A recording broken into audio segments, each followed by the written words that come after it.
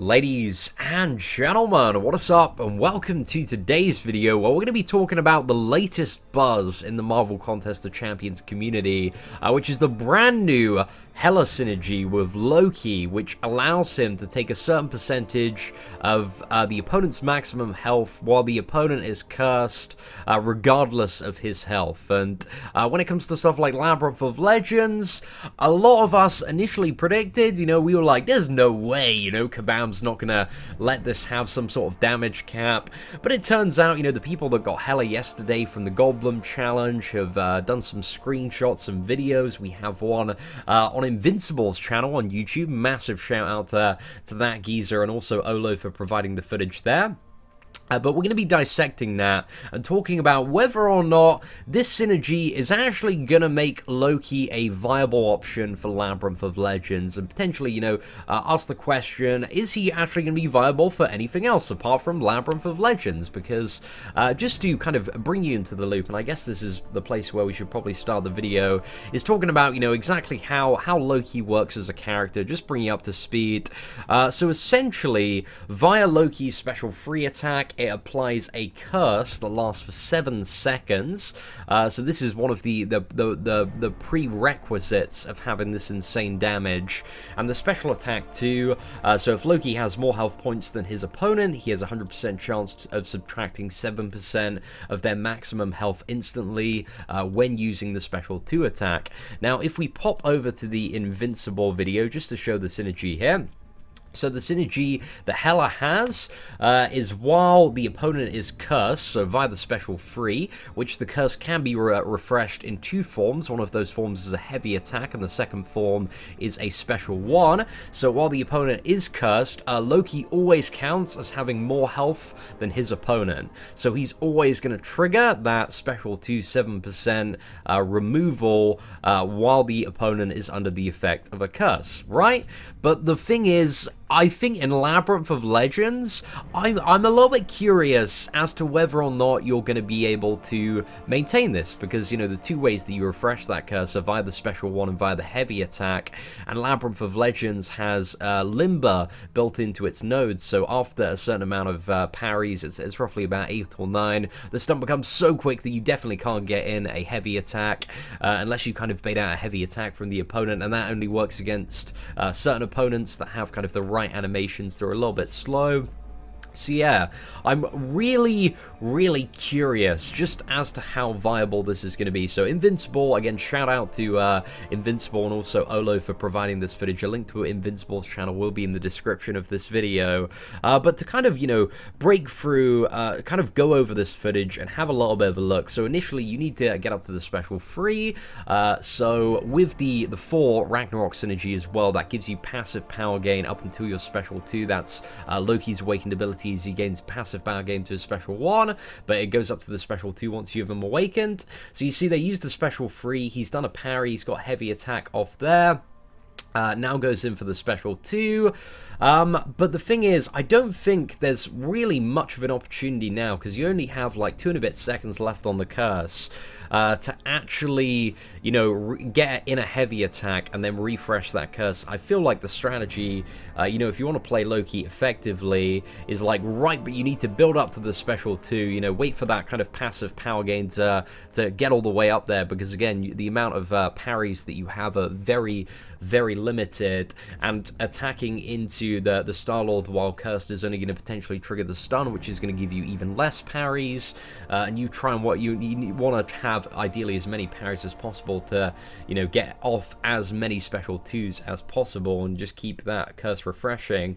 So I think the strategy, just to go back and kind of analyze what Olo's done here, so he refreshes that, which I think is the right move there, but then I don't think he should have attacked in. I think he should have maybe waited just till the curse was close to expiring, and then landed a parry straight into a special 2, so then you have time right after that to refresh the curse again, and then you can maybe get, like, I reckon you could probably get 2 or 3 of these, maybe 4 if you're super lucky, but to be honest, I don't really see it going much longer than that. But then again, if you are using like a 4-star Loki that's fully maxed out, if you want to invest in that champion as your option to take into Labyrinth of Legends, that's probably about the same time that you're going to have in terms of the enrage timer.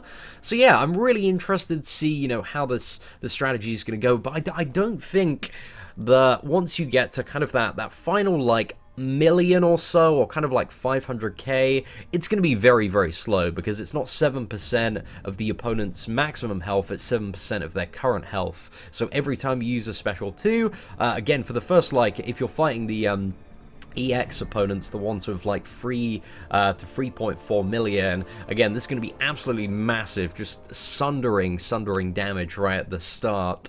But then once you get down to that final 1,500,000, then it's gonna look a little bit slower, you know. Once you are at that final 100k, it's gonna be like 7,000 per special 2, which isn't terribly impressive. But I'm very curious to see, you know, if anybody's actually going to be able to do Labyrinth 100% using Loki. And I'm also a little bit interested to see kind of what teams people will use to kind of build around Loki. I assume people are going to bring both for Ragnarok and also Hela for the power gain, and also, you know, this insane synergy right here with Hela. But who else? You know, is it going to be the case of like bringing Loki and then a champion like maybe a 4-star Star-Lord or Stark-Enhanced Spider-Man, when you get into kind of the assassin's range of the opponent, to get in there and kind of deal some big bursty damage, or maybe a Gwenpool or something like that. But I think it's really, really interesting, and I really hope that they kind of keep this synergy in, and this is something that is intended. I would imagine, kind of with the scale of this, that this, you know, is what they intended for the synergy to kind of provide another 4-star option for Labyrinth of Legends. But simultaneously, there's stuff that I like that they're giving a potentially new way to clear Labyrinth of Legends with a 4-star character, but simultaneously what I don't like about this is that you need to have both Hela and also for Ragnarok, so it's kind of like, okay, like I would prefer that they just, you know, buff Loki and made him a viable character on his own, and not keep doing this thing where they're like, you know, your old character that's just a complete piece of shit. We're not going to buff that character. However, if you buy the new champions and you put them in a team together, then hey, your old character, he might be pretty good. He might be a champion that you want to use. I really, really hate that they are making like old characters, instead of going back and buffing them and addressing the stuff that needs to be addressed just for that character individually, that they're kind of, you know, I call them band-aid fixes with the synergies, because that's essentially what it feels like. It just feels very, very cheap. So yeah, there's a little bit of good and bad on this, but then when we think about kind of other modes of content, what potentially could this be used for also? I mean, anything in the future, if this is allowed to stand, like Loki could be an amazing option for like a Labyrinth of Legends 2 that has like, you know, 15 million every single opponent, dealing, you know, an absolutely ridiculous amount of damage. So yeah, I'm really not too sure if this is gonna stay in the game. I assume it's intended. I would assume it's intended, but simultaneously, it could be used very, very interestingly to decimate some very large bosses in the future, unless those bosses are stun immune, in which case it's probably going to be significantly more difficult unless you have some sort of opportunity to weave in a heavy attack there. But in regards to kind of all the other content that's in the game at the moment, I honestly don't think this synergy is going to see any play outside of, maybe it might have, outside of Labyrinth, people might use it for Realm of Legends for a little bit of fun. I don't really see it being used in Act 5, because Act 5, you know, the average opponent only has roughly about 100,000 health. Some have less than that as well. So yeah, that's going to be a special 2 that deals, you know, 7,000 additional damage, which, you know, isn't really that much when you look at what some of the other champions like, you know, Scarlet Witch, Stark Spidey, Medusa can do, Hyperion as well.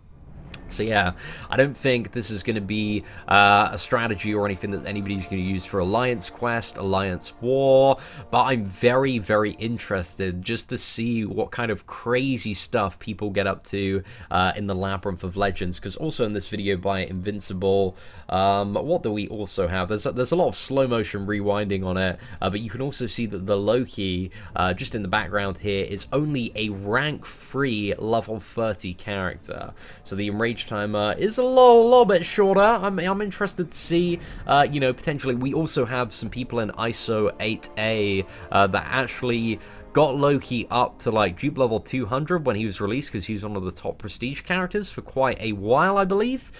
So I'm very interested. Hopefully one of those players gets Hela as a 4-star champion. I really hope the synergy's on the 3-star as well.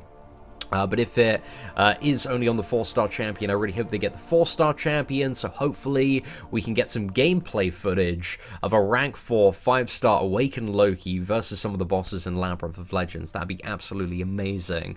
But anyway, ladies and gentlemen, what do you think of Loki's unique synergy? Let me know in the comments below. Apart from that, thank you very much for watching, take care, and have an absolutely fantastic day.